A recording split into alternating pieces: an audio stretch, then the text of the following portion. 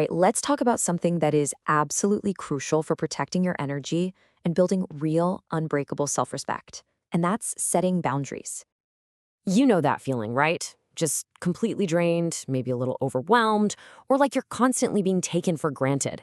It's a heavy one for sure. But here's the thing, it doesn't mean you need to be less kind. No.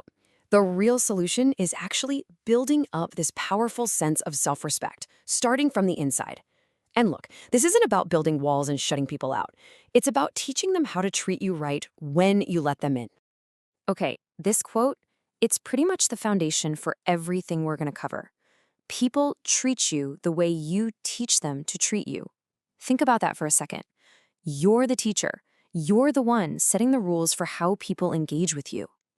So where do we start? Well, step one is all about defining your boundaries. We've got to get super clear on what your personal rules of engagement actually are.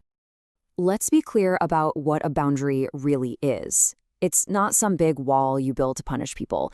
It's more like a fence you put up to protect your own yard, you know? It's all about self-preservation. It's how you take back control over your own energy and your own time. And it really boils down to 3 simple steps. First up, you've got to decide what it is that drains you. Is it those late-night calls, unsolicited advice from a certain someone? Then, step 2, you communicate that limit. You do it calmly, you do it directly. And then, and this is probably the most important part, you have to follow through. Consistency here is absolutely everything. Okay, this leads us right into our next big topic, mastering the polite no. And trust me, this isn't just a skill, it's basically a superpower for protecting your time and your energy. And let's be real, saying no is hard. I mean, it can feel really difficult, right? A lot of us are just wired to be helpful, you know? We want to avoid conflict, keep the peace. And sometimes our entire sense of self-worth gets all tangled up in being that person who always says yes. But I want you to think about it this way. Here's a really powerful reframe for you. Saying yes when you want to say no is a form of self-betrayal. Whoa. Every single time you do that, you're not actually building a relationship. You're just chipping away at a little piece of yourself. And you know where that leads? Straight to resentment and total burnout. So, how do we stop this cycle? It starts with realizing you don't owe anyone a huge, complicated excuse. You really don't. All you need is a clear, polite, and firm response. And these scripts right here, they show you just how simple it can be. I mean, look at them. Notice what's not there. There's no "I'm sorry," there's no long, drawn-out story. It's just a clean, firm statement like, "I can't commit to that." These are your go-to guilt-free phrases. You can literally start using them today. Okay, that brings us perfectly to our third section, stop over-explaining. So once you've gotten the hang of saying no, the next level up is delivering that no with total confidence and 0 apologies. And there's actually a really important psychological reason for this. See, when you give this long, rambling excuse, what you're really doing is signaling that you're uncertain. It's like you're subconsciously saying, hey, maybe you can talk me out of this. And that just swings the door wide open for negotiation. Just look at the difference here. The impact is massive. Instead of something hesitant like, oh, I'm really sorry, it's just that I have this other thing, try a clean, confident statement. I'm unavailable today. See that? It completely shifts the tone from apologetic to just assertive. These are clear, they're respectful, and they are definitely not up for debate. All right, so we've spent a lot of time on what we say. Now, let's flip the script for a minute and talk about observing other people.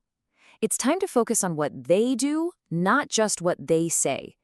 Actions, not promises. You have to remember this. Words are cheap. Promises are easy. But what really, truly reveals someone's character, and more importantly, their respect for you, is their actions, over and over again. So here's a super simple way to check what's really going on. Just ask yourself, do their words match their actions?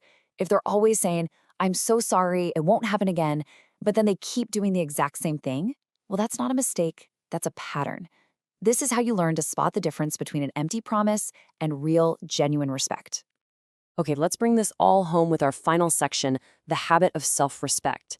Because when you get right down to it, setting boundaries isn't really about managing other people. It's about building confidence and this rock-solid, unshakable respect for yourself.